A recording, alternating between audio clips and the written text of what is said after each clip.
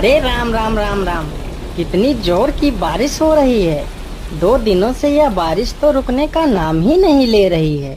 मुझे लगता है अब जल्दी ही मेरी छत से पानी टपकने लगेगा।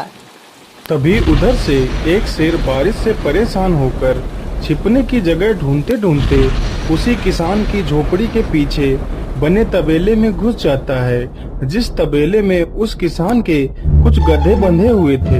अंधेरा ज्यादा होने के कारण शेर गधों को देख नहीं पाता है और उन्हीं के बीच जाकर खड़ा हो जाता है।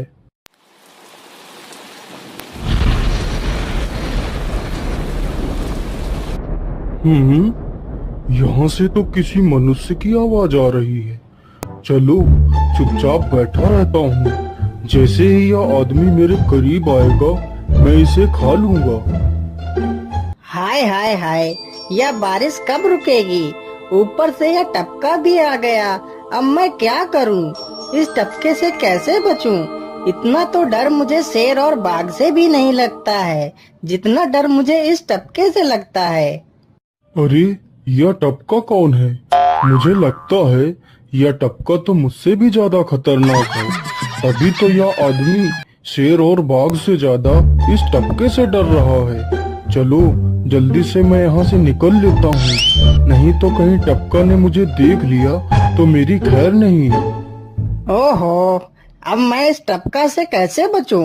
चलो जल्दी से मैं अपनी मौसी के घर चला जाता हूँ।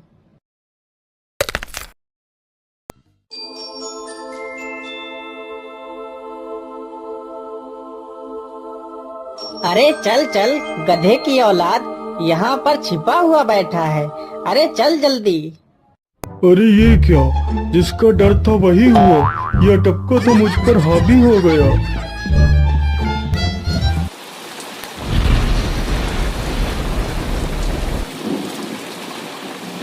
कैसे बचूं? कैसे बचूं? इस टपका से मैं कैसे बचूं? हे भगवान मेरी सहायता करो, मुझे इस टपका से बचाओ। मैं आज के बाद किसी प्राणी को नहीं मारूंगा, मैं मांसाहार छोड़ के शाकाहारी बन जाऊंगा। भगवान मेरी रक्षा करो। शेर को दौड़ते दौड़ते रात से सुबह हो जाती है।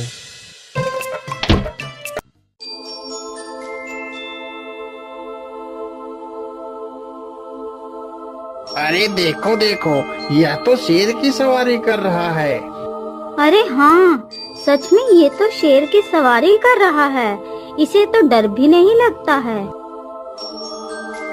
अरे उधर तो देखो जरा, यह आदमी कितना बहादुर है। यह आदमी तो शेर की सवारी कर रहा है।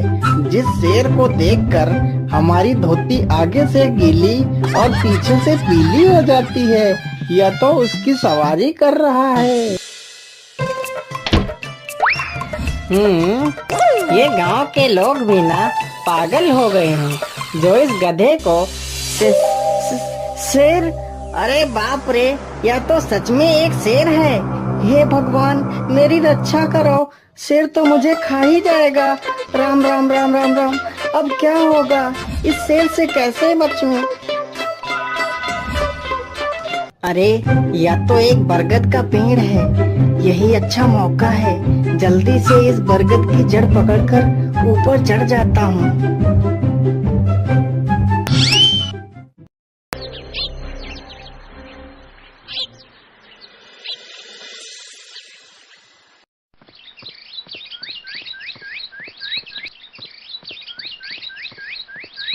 अरे शेर भैया, तुम इतनी जोर जोर से भागते हुए कहाँ जा रहे हो? आप तो बहुत डरे हुए लग रहे हो। आप तो जंगल के राजा हो, आपको किसका भय है? टपका, वो टपका मेरी जान के पीछे पड़ा है। अरे शेर भैया, जरा मुझे बताओ वो टपका है कहाँ? अरे भालू भैया, वो टपका मेरी पीठ से उतरकर उस बरगद के पेड़ पर चढ़ गया है। उसने मुझे रात भर खूब दौड़ाया है। वो तो भगवान का शुक्र है कि मैं जिंदा बच गया। चलो शेर भैया, मुझे उस टपके के पास ले चलो, जरा मैं भी तो देखूं आखिर ये टपका है कौन। अरे नहीं भालू भाई, बड़ी मुश्किल से तो मेरी जान बची है। मैं अपनी जान फिर जोखिम में नहीं डालूंगा। तुम्हें जाना है तो जाओ। अच्छा अच्छा, ठीक है शेर भाई, तुम यहीं रुको। मैं अभी बरगद के पेड़ पर देख कर आता हूँ। आखिर ये टपका है कौन? जाओ जाओ बच्चू, जब वो टपका तुम्हारे ऊपर हावी होगा तो पता चलेगा। अरे कहाँ है यह टपका जिसने राजा जी की हवा टाइट कर दी? चलो इस पेड़ पर चढ़कर देखता हूँ। अरे बाप रे बाप, शेर क्या अकेला कम था, जो ये भालू भी आ गया। मुझे लगता है कि आज मेरी मौत निश्चित है। भालू पेड़ पर उल्टा होकर चढ़ने लगता है। तभी किसान और तेज से कांपने लगता है। कांपने की वजह से किसान के हाथ से छड़ी छूट जाती है और उल्टा होकर चढ़ रहे भालू के पिछवाड़े पर जा लगती है। भालू धड़ाम से जमीन पर गिरता है।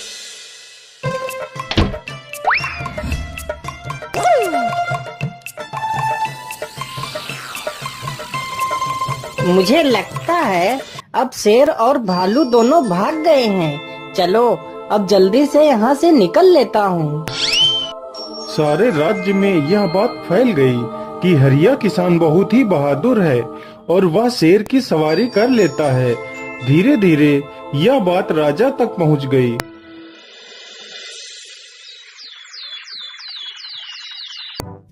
महाराज, क्यों न हम पड़ोस के गांव से हरिया किसान को बुलवा लेते हैं। वह बहुत ही बहादुर है। उसके बहादुरी के चर्चे तो पूरे राज्य में हैं। मुझे पूरा विश्वास है वह इस काम को जरूर कर सकता है। वह इस दुष्ट शेर को जरूर पकड़ लेगा। सैनिकों, हरिया किसान को आदर पूर्वक हमारे दरबार में पेश किया जाए। महाराज, आपने हमें याद किया। बताइए क्या बात है। मालिक, हमसे कोई भूल हो गई क्या मालिक? नहीं नहीं हरिया, तुमसे कोई गलती नहीं हुई है।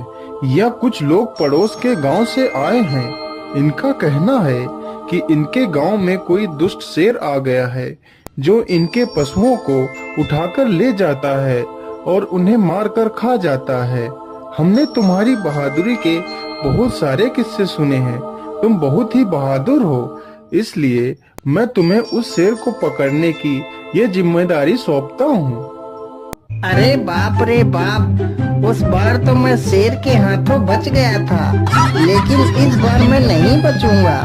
अगर मैंने महाराज को सच सच बता दिया तो झूठ बोलने के जुर्म में मुझे फांसी पर ही चढ़ा देंगे।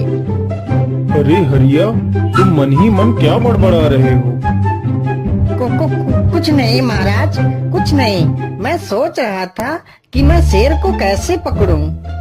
ये लो हरिया, कुछ स्वर्ण मुद्राएं रख लो, ये तुम्हारे काम आएंगी। क्या करूं, कैसे पकड़ूं उस शेर को? ये महाराज ने भी मुझे कैसी दुविधा में डाल दिया है। क्या करूं, क्या करूं? हाँ, मिल गया। फिर हरिया बाजार से एक रस्सी और एक जाल तथा एक बकरी खरीद कर लाता है। चलो जल्दी से, मैं यहाँ पर एक गड्ढा खोद देता हूँ।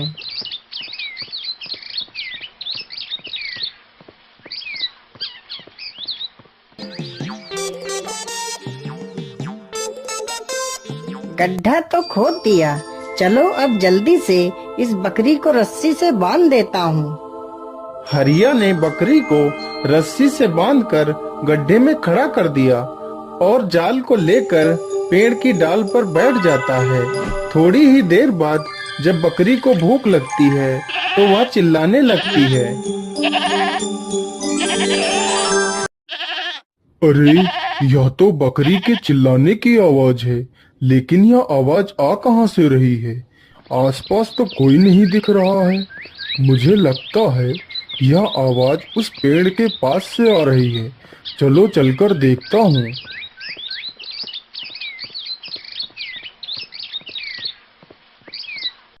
अरे वाह, आज तो शिकार मेरे पास खुद चल कर आ गया। शेर तुरंत ही बिना देर किए हुए गड्ढे में छलांग लगा देता है। तभी किसान तुरंत ही बकरी को ऊपर खींच लेता है और जाल को गड्ढे के ऊपर गिरा देता है। शेर गड्ढे में ही फंस जाता है। यह देखकर गांव के सभी लोग बहुत ही खुश हो जाते हैं।